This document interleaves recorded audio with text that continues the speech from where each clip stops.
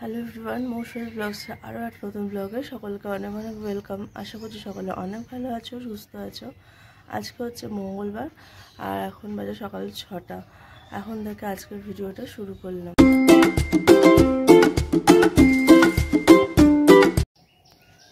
বিছানা গুটিয়ে নিয়েছি, আজকে এগুলোকে একটু কাচাকুচি করে। সত্যি মেয়েদের জীবন কেমন বৈচিত্র্যময় বলুন। যখন বিয়ের আগে ঘুম ভেঙে বিছনা ছাড়তে 1 ঘন্টা সময় লেগে যেত, আর এখন ঘুম ভাঙলেই মনে হয় কি কাজ করব পরপর ভেবে নিই।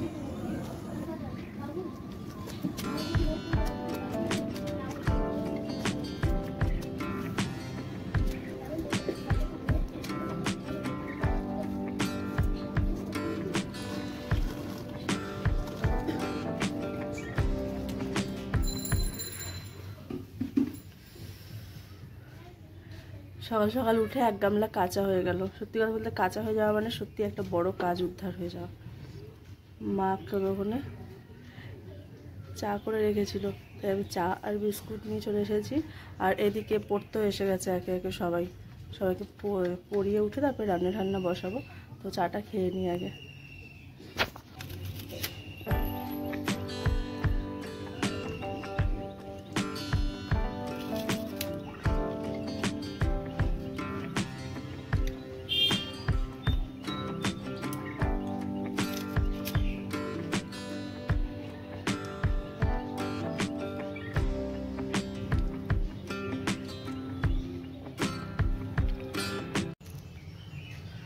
পড়িয়ে উঠলাম, এখন বাজে ওই 8:30 বেজে গেছে। তো ভাবছি যে আজকে আগে একটু শ্যাম্পু করে নেবো, মানে স্নান করে নেবো। শ্যাম্পু করবো, মাথাটা পুরো একদম চাপ হয়ে রয়েছে।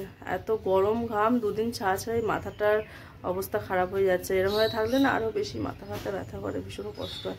তাই হচ্ছে ঘরটাকে একটু ঝাড়ু দিয়ে নিই, দিয়ে আগে স্নানটা করে নিই।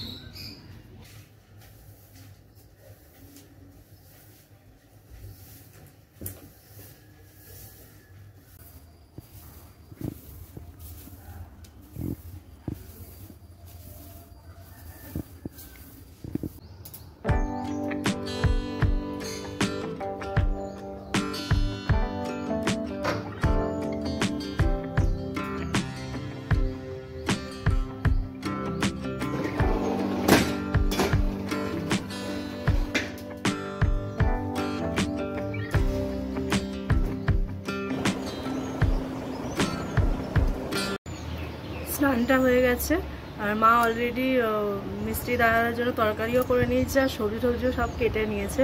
এবারে যাবো গিয়ে তাড়াতাড়ি করে রান্নাটা খুব করে নিই। দেখতে দেখতে কিন্তু 9:15 বেজে গেল।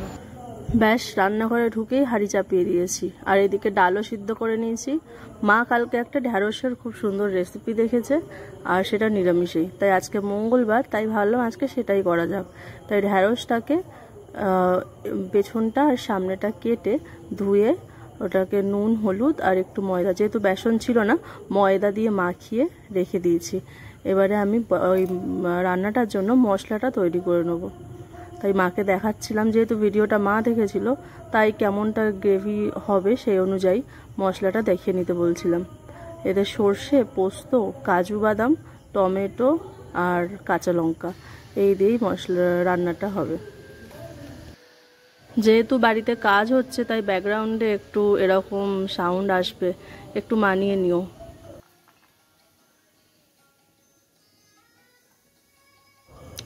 লঙ্কা এনে রেখে দিয়েছে, আর সেই লঙ্কাগুলো এখন কাঁচার থেকে পাকা হয়ে যাচ্ছে, আর আমি সেই পাকা লঙ্কাগুলোই বেটে রান্না করছি। এতে কিন্তু তরকারির রঙটাও বেশ ভালো আসছে। তরকারিতে কিন্তু শুকনো লঙ্কাও ইউজ করছি না, আর করিও না কখনো শুকনো লঙ্কা। কাঁচা লঙ্কা দিয়েই ম্যাক্সিমাম রান্নাগুলো করা হয়। ডাল করতে গিয়ে পুড়িয়ে ফেলেছি, দেখতে পাচ্ছ আমি কত কাজের। নিচটা পুরোই লেগে রয়েছে, উপর দিয়ে আলগা করে ডালটা নিয়ে নিয়েছি, আর নিচের পোড়া ডালটা আর নিয়ে নিই। ভাত ফুটে এসেছে, আর ওইদিকে মা গেছে, কারণ ফলের সাথে অনেক তো কাগজের পেটি আসে, সেগুলো নিতে আসে, তো ওইগুলোকে দিতে গেছে। ভাতটা হয়ে গেছে, ভাতটা নামিয়ে আগে ওই ঢ্যাঁড়সের রেসিপিটা বসাবো। সত্যি কথা বলতে এরকম নতুন নতুন রেসিপি ট্রাই করতে আমার খুবই ভালো লাগে। যখন বিয়ের আগে তখনও করতাম, এখন বরঞ্চ একটু কম করা হয়, কারণ ভাবি যে যদি পছন্দ না হয়, বাই চান্স কোনো ভুলভাল হয়ে গেল। বিয়ের আগে সেটা তো আলাদা ব্যাপার ছিল, তখন ভুলভাল হলেও খেয়ে নেবে, এখনও খেয়ে নেবে এই বিশ্বাসটা আছে, কিন্তু তাও ভয় লাগে যদি ভুলভাল হয়ে যায় তাহলে যদি কোনো অসুবিধা হয়, সেই জন্য। যাই হোক, কড়াই চাপিয়ে তেল দিয়ে ঢ্যাঁড়সগুলোকে ভেজে নেবো আগে।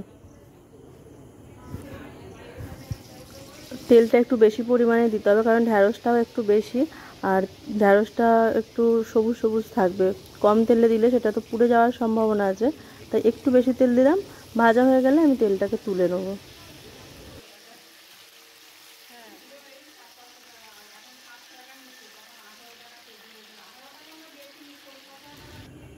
দিয়েছি পোড়া ডালে আম দিয়ে।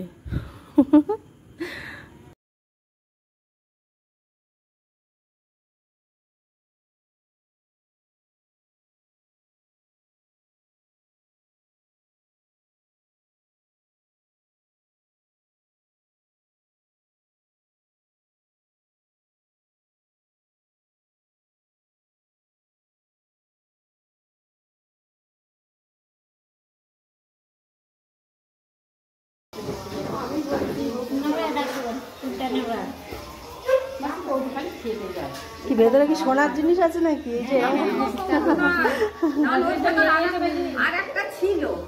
আর সোনার জিনিস আছে?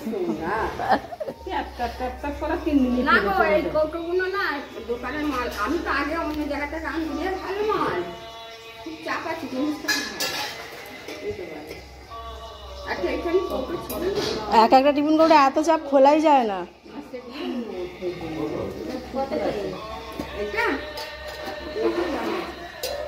এটা কি ঘটি? বেশ ভালো ডিজাইনটা, বলো। নিচেরটা ওই আমাদের যেরকম টিফিন করে নিয়েছিল সেরকম মতো নয় না? হাঁড়িটা যে নেওয়া হয়েছিল হাঁড়িটার মতো। ও না, ডেস্কি। হ্যাঁ, ঘটিটা কিরম দাম আছে গো?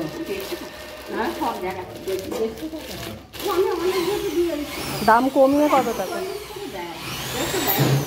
তুমি দাম কমানোর আগেই বলে দিলে 140 করে দেয়। হ্যাঁ,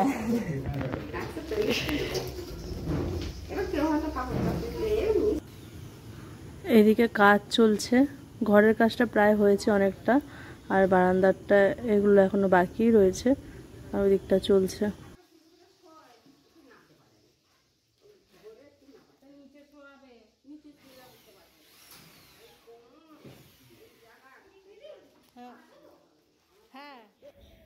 কড়াইয়ে তেল কমিয়ে নিয়েছি সব ঢ্যাঁড়সগুলো ভাজার পরে।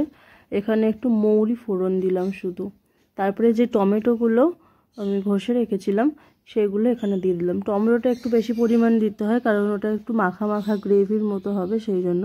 কিছুটা টমেটো তো আমি কেটে দিয়েছি, বেটে দিয়েছি, আর কিছুটা এখানে পেস্ট করে দিলাম। ওইটা প্রায় 3টে মাঝারি সাইজের টমেটো রয়েছে।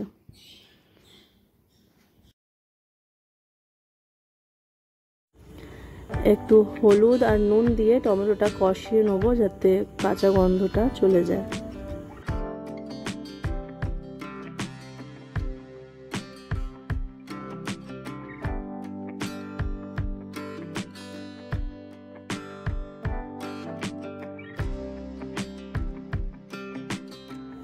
টমেটোর থেকে তেল ছেড়ে দিয়েছে, এবারে যে মশলাটা করে রেখেছিলাম সেটা দিয়ে দেবো।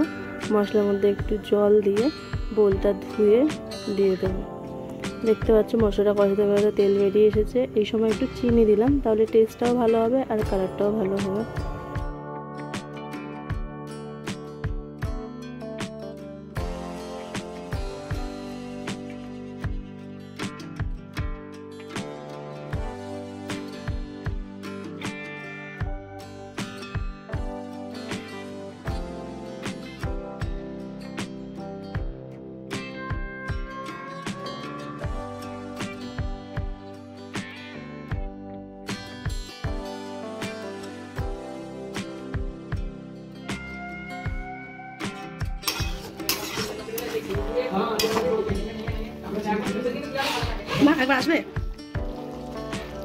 দিয়ে দিই হালকা স্টিমে, যাতে ইয়ে হয়ে যাবে।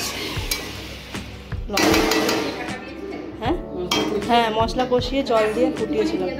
হ্যাঁ, নামানোর আগে দেখে যদি লোভ না লাগে তুমি কিন্তু খাদ্য রসিক না।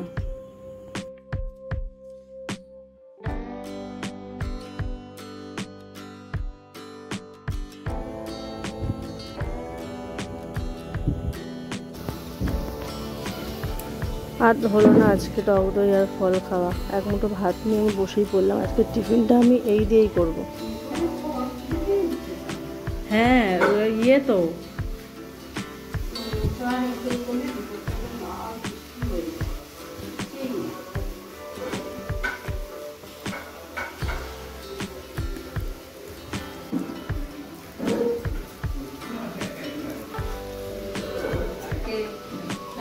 ঠান্ডা জল সিস্টেম, তারপরে ওই যে বাস স্ট্যান্ডে দেখো সব মাটির চালায় করে জল দিয়ে রাখেন, লাল কাপড় দিয়ে।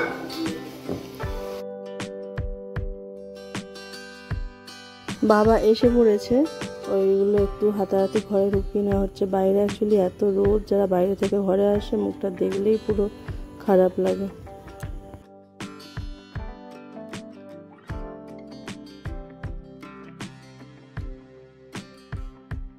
সবাই ঘেমে নিয়ে একাকার, একটুখানি শরবত বানিয়ে নিচ্ছি সবার জন্য।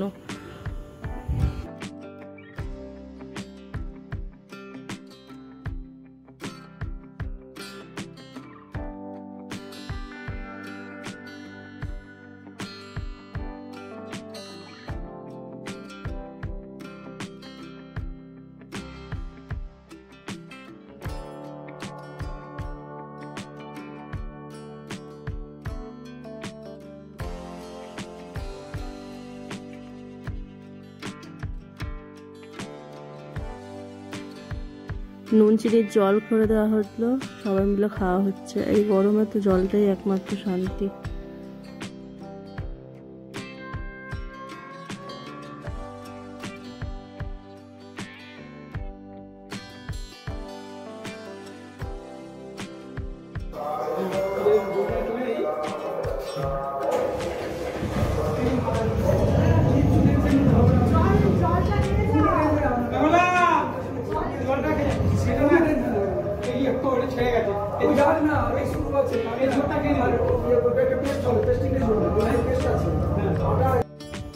মা আর আমি খেয়ে নেবো, মায়ের একটা গ্লাস আমার একটা গ্লাস। সকালে যেহেতু ভাত খেয়ে নিলাম সেই জন্য তো পেঁপে আর এইসব রয়ে গেল, তাই পেঁপেটা আর খেজুরটা খেয়ে নিচ্ছি। ভাতটা অল্পই খেয়েছিলাম।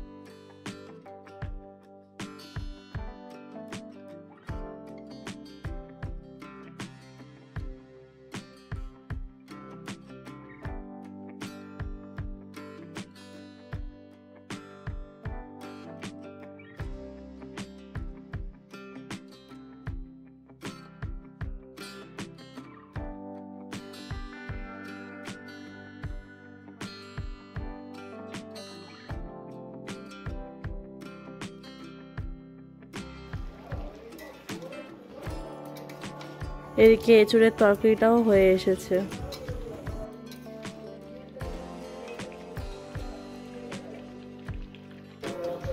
ছাদে গেছিলাম, জামা কাপড়গুলো কেটেছিলাম না সেগুলো আনতে। জামা কাপড় তো শুকিয়েছে, আমিও শুকিয়ে গেছি। ভাবলাম 2 মিনিট বসবো, তারপরে বিছানার চাদরটা পাতবো। সকালে কাচাকুচি করেছি, চাদরগুলো এখন সব পাততে হবে। 2 মিনিটের বদলে আধ ঘন্টা বসা হয়ে গেল।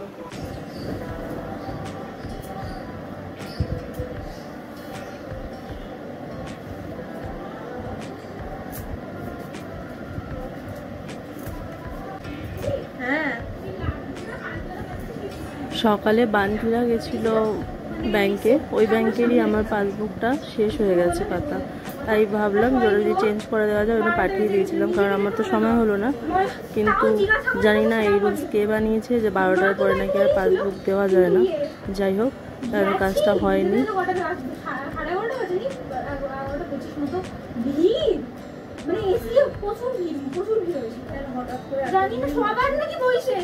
লাইন তুমি মা দাঁড়িয়েছে প্রায়, তার মানে অনেকদিন বই দেয়নি, নতুন করে আবার দিচ্ছে। মা দাঁড়িয়েছিল প্রায় 10-12 জনের পেছনে, মাই হলো লাস্ট, বুঝলে তো? মায়ের পরে যারা আরো মনে হয় 18 জনের মতো দাঁড়িয়েছিল, একজনেরও সঙ্গে। তখন 12টা 2 বেজে গেছে, তখন আমি ভেবেছি মায়ের মনে হয় আর হবে না। তারপরে সেই অসুবিধা নেই, আমাকে আমি তো অনলাইনে করি, আমার এটা বহুদিন আগে। ঠিকই আছে, ভালো হয়েছে। আমি একা থাকবো নাকি? আমারও শেষ হয়ে যাবে গো, তখন অসুবিধা নেই, গেলেই হবে। একসঙ্গে বাগুলো বাজে হয়ে গেছে না, দেখা যায় না, তেল পড়ে গেছিল না। মানে কিভাবে হলো যে তেল হচ্ছে ডাইরেক্ট ওর মধ্যে পড়েছে সেটা না, তোমার টাকাটা দিলাম না। তুমি বিশ্বাস করো, heavy blouse, heavy fancy blouse, please তো দেখ, আমি শুধু দেখি রেড ওয়ানাস। রবিবারে একটা বিয়ে বাড়ি আছে বান্টির, তাই একটা ব্লাউজ কিনে এনেছে, ওটাই দেখাচ্ছিল। আর বুঝতেই পারছো, মেয়েদের কাছে শপিং মানে এক্সাইটমেন্ট একদম তুঙ্গে। উনি আমাকে বললো যে উনি এতটাই কনফিডেন্ট দিয়ে দিল, বললো যে তোমার যদি না হয় বা অসুবিধা হয় সাইড ইস্যু হয় তুমি নিয়ে আসবে, আমার টাকাও দেবে। খুব খুশি হয়ে গেলাম, ভালো যখন বললে। বলতেই পারে যে তোমার সাইডটা রেড কালারই তো, বলো অরেঞ্জ তো নয়। রেড ভালোই হয়েছে। পেছনে হুক, হ্যাঁ পেছনে হুক, এটা সেলাই করা আছে,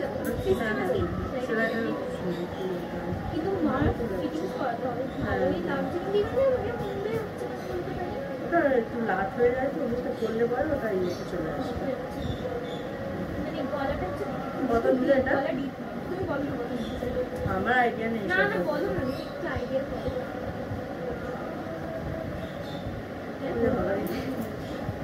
400-500 টাকা নিয়েছে। কত দিল? 230 বলেছিল। হ্যাঁ, যাই হোক, উপরের ঘর সব মিটিয়ে চলে আসলাম লাঞ্চ করতে। আমি ডাল নিইনি, ঢ্যাঁড়সের তরকারিটা এত ভালো হয়েছে, আমি ওইটাই বেশি করে নিয়েছি। আর পেটটা তো ভরাতে হবে, সেই জন্য আলুটা নিইনি, ভাতটা অল্পই নিয়েছি, শসা আর টক দই ইয়ে করে আপনি খেয়ে নেন। আমার লাঞ্চ ঘুমের থেকে উঠে তখন, এখন তো ভাত খেয়েছে, এখন খেতে কষ্ট হবে।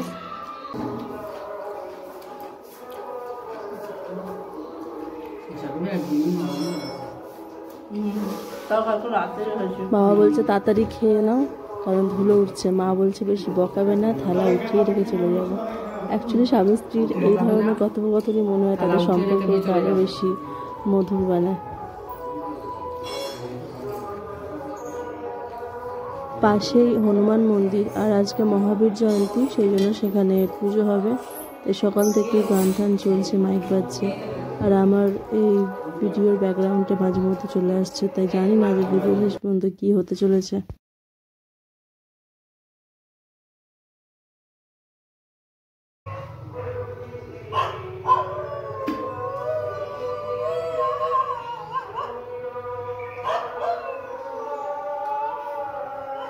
খাওয়া কমপ্লিট হয়ে গেছে, বাসন একটু পরিষ্কার করে এবারে যাব ঘরে রেস্ট নিতে। এই দেখো, ঘরের ডিজাইনটা এই ধরনের হচ্ছে। বাড়িটা তো দেখিয়েছি আগেই।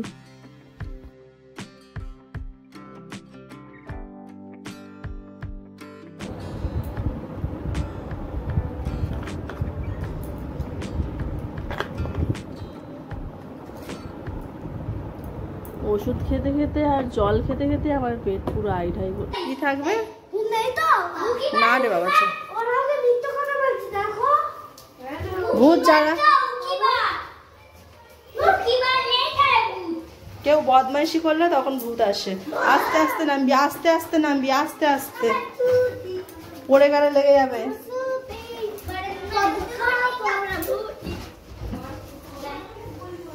চুপ করে বস।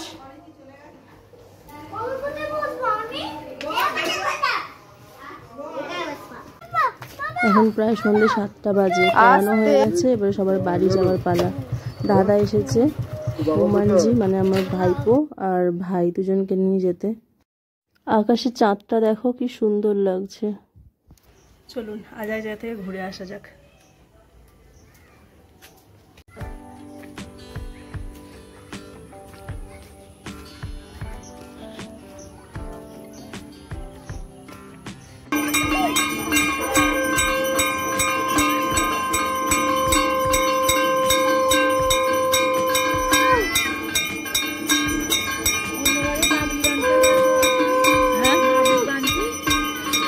বান্টি পড়াচ্ছে আর বাবলি পড়ছে।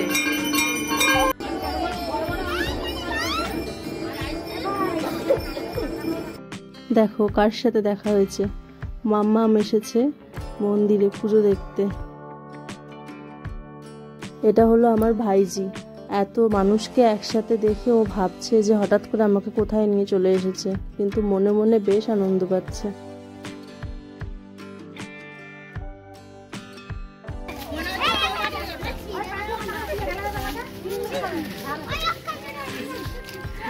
দেখছে না একটা ভুরুটাকে ঠাকুরের টিপ আর একটু ফুল দিয়েছে, আর আমি প্রসাদ নিয়ে একটু প্রসাদ খাচ্ছি।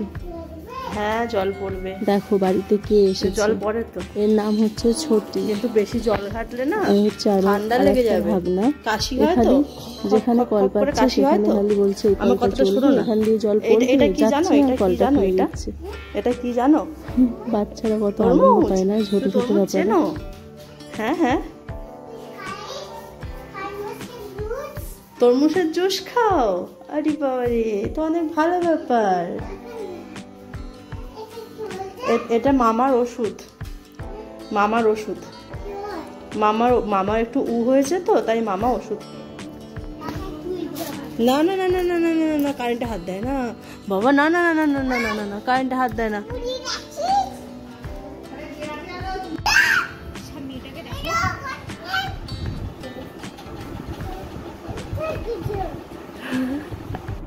And the most special part of my life. Happy birthday. Thank you so much, Kundu Babu.